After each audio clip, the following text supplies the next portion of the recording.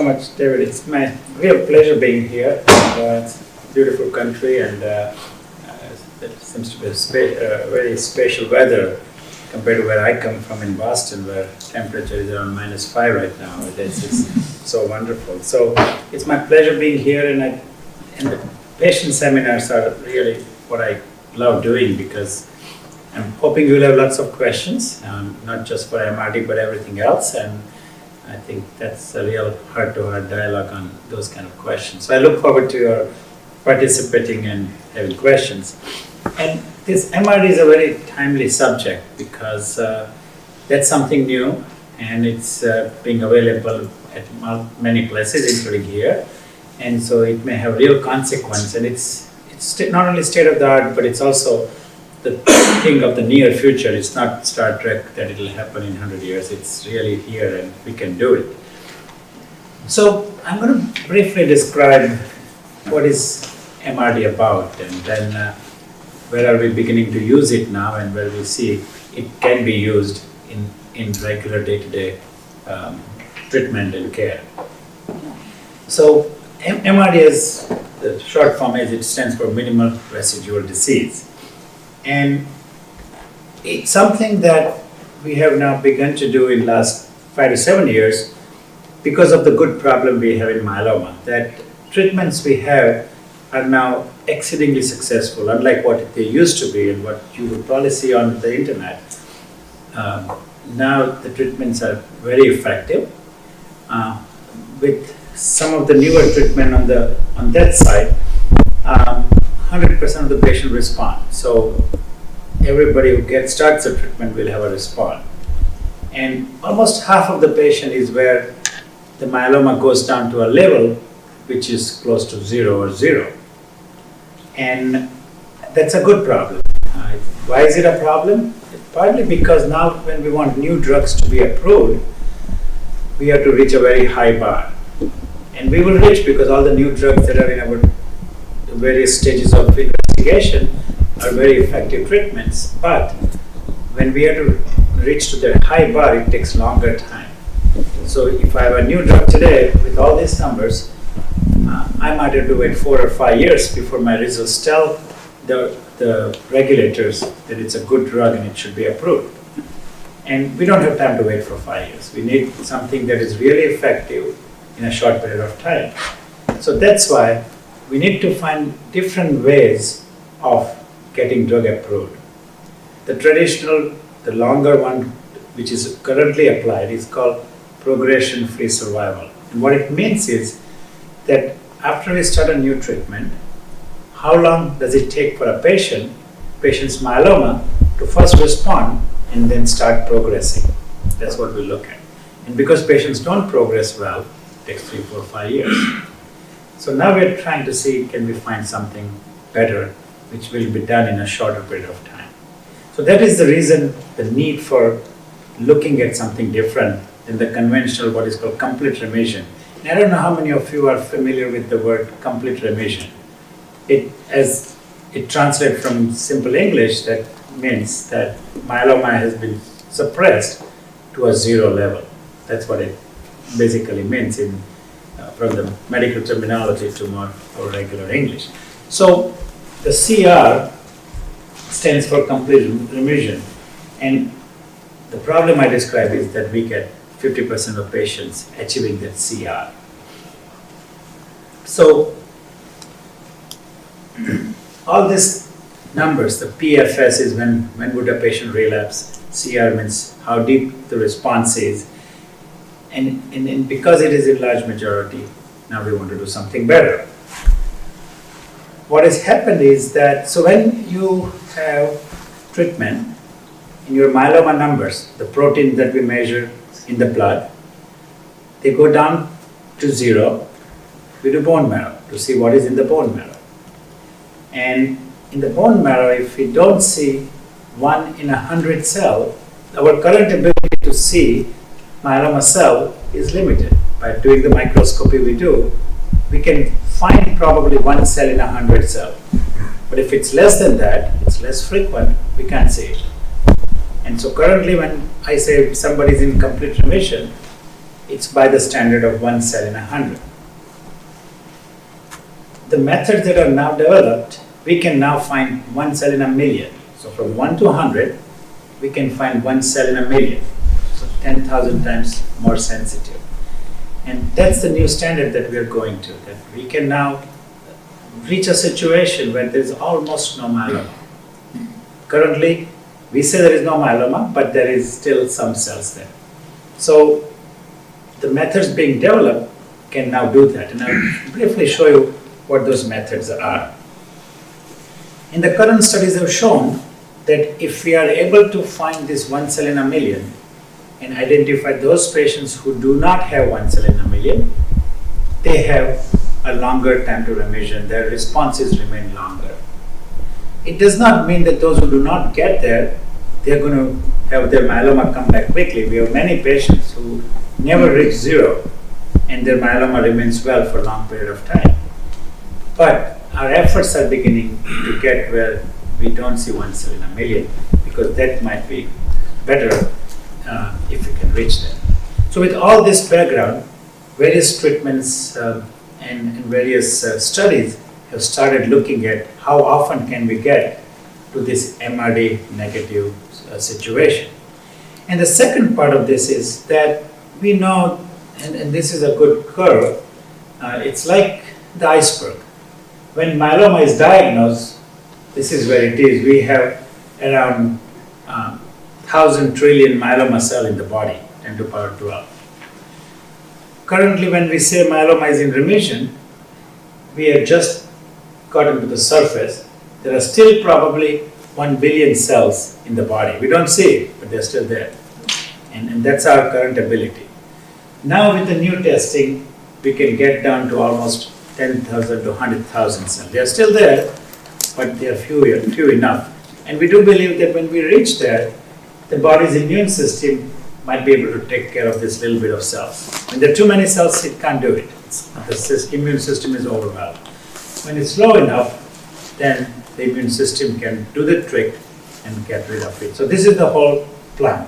And we are quite nicely, as you will see, moving towards getting there. So there are two types of methods, and if I try describing what these are, I think they might be the best way to fall asleep.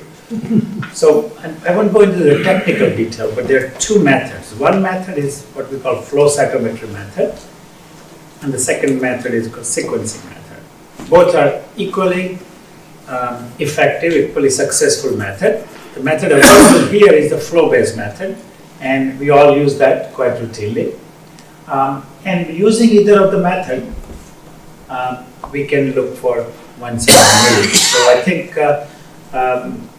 these are technical part that gives us the ultimate answer of looking for those few cells that may be present. The method here is flow-based, right? Yeah. So I think that's very fortunate that one could perform this kind of deep analysis. Now, we did a study not so long ago. There were small studies done to understand that those patients who really do achieve this low MRD status, how well they do it. And we have looked at 1,500 patients in one group and 500 patients in another group. And what we find is that patients who are MRD negative have a better time before they relapse. Their myeloma comes back.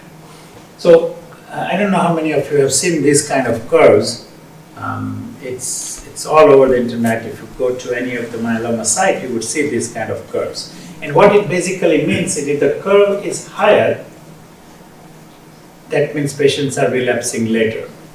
If the curve is lower, then that myeloma comes back sooner. And so using this 1,500 patients, the blue line, the higher curve, is when patients are MRD negative. The red line is when patients are MRD positive. And so it tells you that MRD negative patient, their myeloma comes back much later.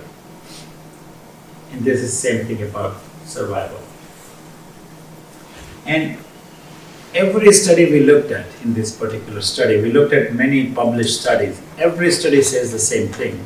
that if we get there, that would be preferred or better.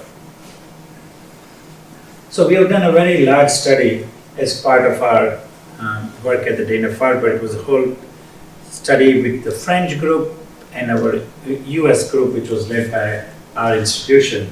We call it DFCI-IFM study. And this was an interesting study for multiple reasons. And one of the reasons that applies to patients who are 65 and younger, and this was a study in that patient group. This is where we had half of the patient get this combination called RVD, Revlimid, Velcade, and dexamethasone. And I'm sure you're familiar with all these drugs. And half of the patient got the same treatment, but they also got transplant. And the question was, do patients getting transplant have a better outcome? Do they respond more and or they have a longer time for myeloma to come back? And what we identified, we identified is that yes, patients who get transplant, they have much more risk. Their complete remission was 60%, more than half, versus 50% when they didn't get transplant.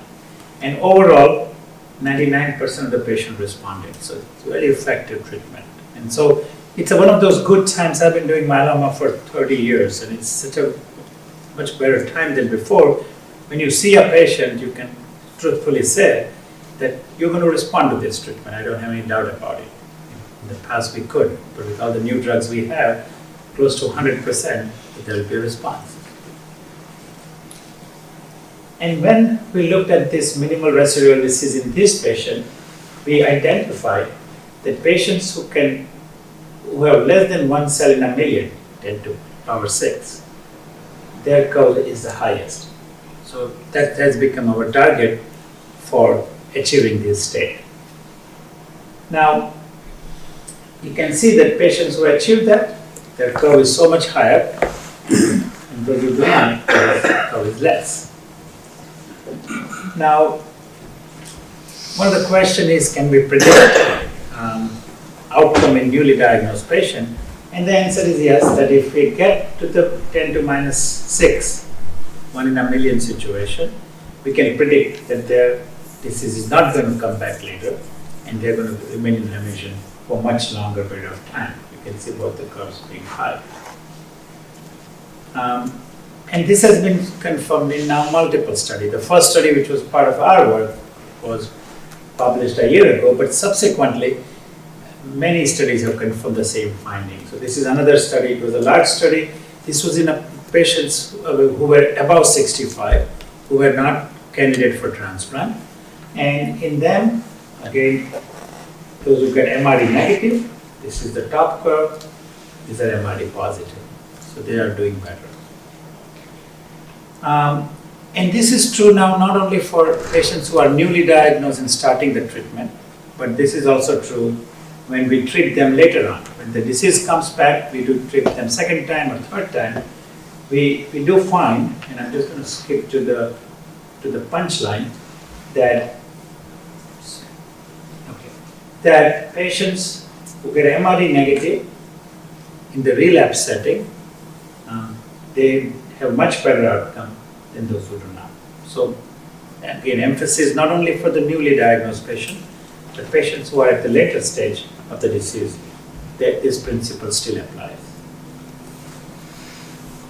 And finally, the question is, can we decide on a treatment based on MRD status? Can I pick a treatment or not use a treatment because somebody has gotten this MRD negativity? And what we realized is that in the first study I showed you, patients who were transplanted, 30% patients were MRD negative, while those who did not get transplant, 20% were negative. It tells me that doing transplant, I can get to this target more frequently. So that tells me that maybe I should use transplant more often in the right setting. And one of the most important messages from this study was that no matter what treatment we use to get to this MRD negative status, if we get there, then those patients do very similarly. So if one patient does not get transplant but becomes MRD negative, the other patient does get transplant and he reaches there, both of them are going to do equally well for a long-term outcome. So it doesn't matter what I use, whether it's aggressive treatment or a mild treatment. If I get there, the patient gets there, the outcome is going to be very similar. And this is very important information for us because now we are beginning to plan studies to understand, can we not do certain treatment if patient has already reached our desired goal. So the goal is to get MRD negativity. If patient reaches there, maybe I don't need to do more treatment, more aggressive treatment, transplant-like treatment, or other thing. So this particular information is a great contribution to now future studies and future treatment, because then we can liberalize some of the treatment. This is still a work in progress, but this results in a reasonably large number of patients, around 300 patients, sets the foundation for making such changes. So again, the same thing here. This particular group of patients only got Revlimid and Dex. That's one of the standard treatment, as you know, in the research setting. And this group of patients got Revlimid and Dex with an antibody called daratumumab. So 2 drug or 3 drug. People who are getting MRD negativity, they are doing identical. Those who do not get MRD negativity, then the 3 drug regimen is superior to 2 drug regimen because it works a little bit better. But if you get MRD negativity, you're going to do well no matter what you got. And I think that's something important for us to keep in mind. And one more issue is that I'm sure all of you have heard about the high-risk myeloma or myeloma with certain chromosomal changes, what we call 17p deletion, or translocation called 414. These are some of the genomic markers that we do at certain time point. And so the other important message from this study was that whether the patient has so-called high-risk disease or standard risk disease, if you get MRD negativity, they do very similarly. So we can overcome this high-risk related aggressiveness of the disease by achieving an MRD negative status. So I think that's something important to keep in mind as we move forward. I'm going to skip some of the slides just to simplify it. And finally, all of you may get treatment for a long period of time. Some of the maintenance treatment can be for a longer period of time. Maintenance treatment could be anything. It could be after transplant, it could be after regular treatment, it could be Velcade, it could be steroid, it could be Revlimid. Anything that is given for a long period can be classified as a maintenance treatment. And in regards to maintenance treatment, we are beginning to know that quite often when you continue treatment for a long period of time, some of the patients who were not MRD negative, we can achieve further response when we continue for a long period. And it also allows patients to remain MRD negative for a longer period of time. For example, patients in this particular case got thalidomide, and around 15% patients became negative on a long use of thalidomide, and around 40% remained in the negative state when they had achieved one. So that this study confirms that long-term use of some of this drug is going to be beneficial. And also in this regards, another example of the same thing, that in this particular study, 24% of the patients were MRD positive. Their myeloma was still present, low level but present. But when they continued their maintenance treatment for a long period of time, 44% of those group of patients became MRD negative. So by continuing the treatment for a long period, you can achieve deeper response. Now, MRD is a good new test, but there are also limitations, and something that we have to keep in mind as we study these kind of things. So one of the things is that MRD is done on a bone marrow, and when we do bone marrow, we put needle in one spot and try to understand whatever is there. So we do the MRD test based on the bone marrow in that one spot. We know myeloma it's called multiple myeloma because it is in multiple places. So what we need to know is that one spot representative of the whole body, or one spot is one spot and the rest may be different. So that even though there is no myeloma in that one spot where I do bone marrow, maybe myeloma is somewhere else. Now we know from our experience that that's not the case most of the time, but it's not absolute. There would be patients where that one spot does not reflect the whole body. And so that's one of the deficiency of this testing, that once in a while myeloma somewhere else is hiding and our needle in the bone marrow will miss it. And of course, for obvious reason, we cannot put needle at 5 places. I think putting it one place is troublesome enough. So then we are trying to develop alternatives, as I would show, for the next generation of the thing to do. We can try and do something from blood. So maybe one day we may not need to do bone marrow. We just take a blood test like we do for your protein. But this is one of the deficiency or limitation. And so what are those things that we do alternatively? One thing, we can do PET CT scan. So that's a type of a CT scan which can look for any other lesions anywhere else in the body. And if there were lesions before and they disappear, then we know that one spot shows no myeloma, PET CT is negative, so we have achieved the real complete remission. So sometimes doing the imaging, and I don't want you to go tomorrow to Simpson and say, now do my PET CT, because it may not be appropriate every situation.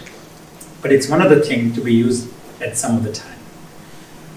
The second one, which is what I just mentioned, is what we call circulating free DNA. So we and others are developing tests that we can take the blood and try to look for myeloma-related genes in the blood. And it's successful. We are able to find it. And by doing that, we don't have to now worry about putting one needle, because blood represents the whole body. So if myeloma is somewhere else, not in the bone marrow where we do the marrow, we might still be able to see it. And if the test becomes successful, then that will be very useful. The ability to do the test exists. We can do it quite frequently. How sensitive it is it really going to suppress or allow us to not need the bone marrow is not clear yet. It still looks like bone marrow is the most sensitive, and then we can add the blood test to make it more universal.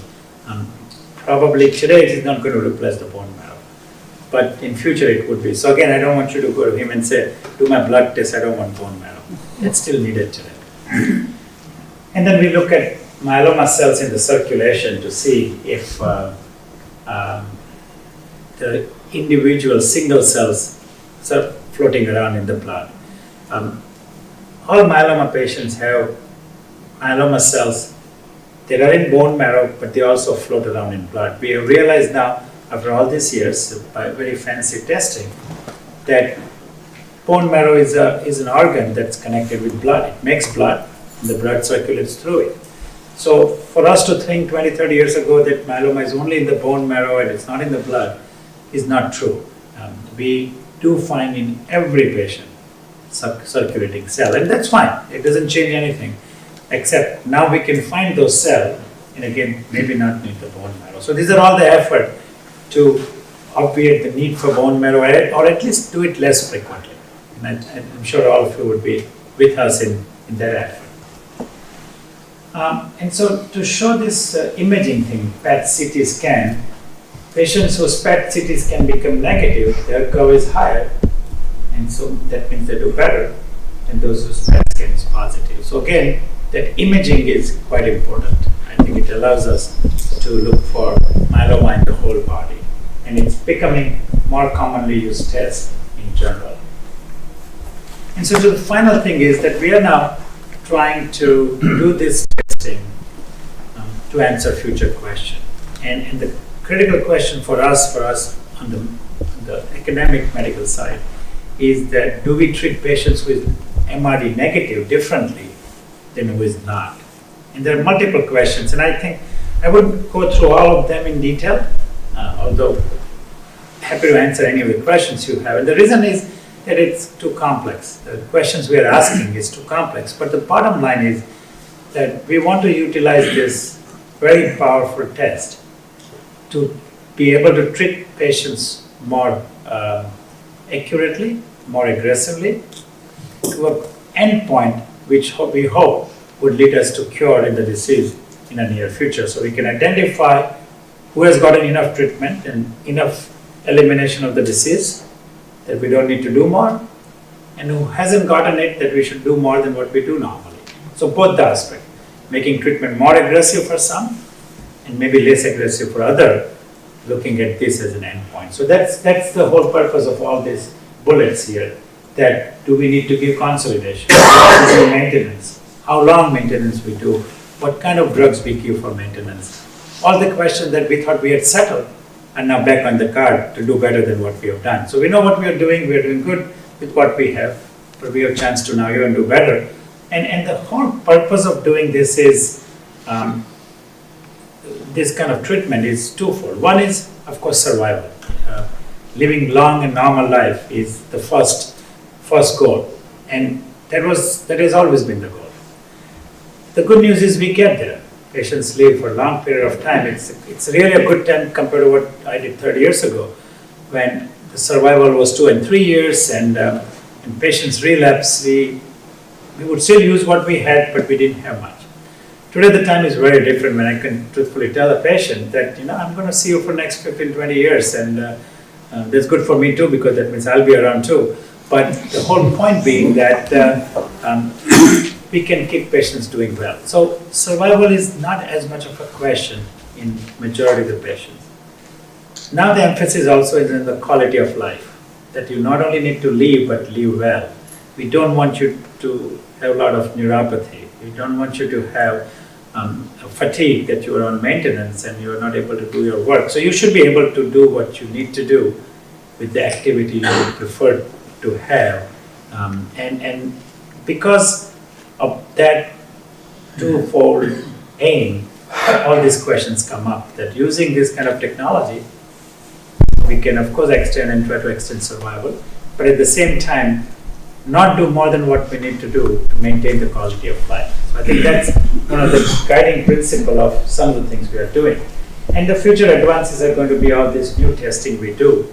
And again, these are all literally not just in the lab, but we are doing this on patient sample as a pilot to understand. So all these things are really not Star Trek. They are here today. They're not yet vetted enough to be available to everybody, but similar to MRD, which used to be in the same stage 2 or 3 years ago, now we're beginning to do regularly in patients for some information of how we apply it for their individual personalized treatment. Some of these tests will get there very soon, about free DNA, circulating DNA, etc., and various aspects of imaging. So I think that's my 25 minutes and talking about MRD. I hope it was not too complicated or it was not too simple. But would look forward to your question about MRD and then anything else you might have about your disease concerns, whatever you may have read on internet, because internet gives lots of information. A lot of it is correct and some of it is not. It's not incorrect, except it may not apply to you. So tell me what questions you have.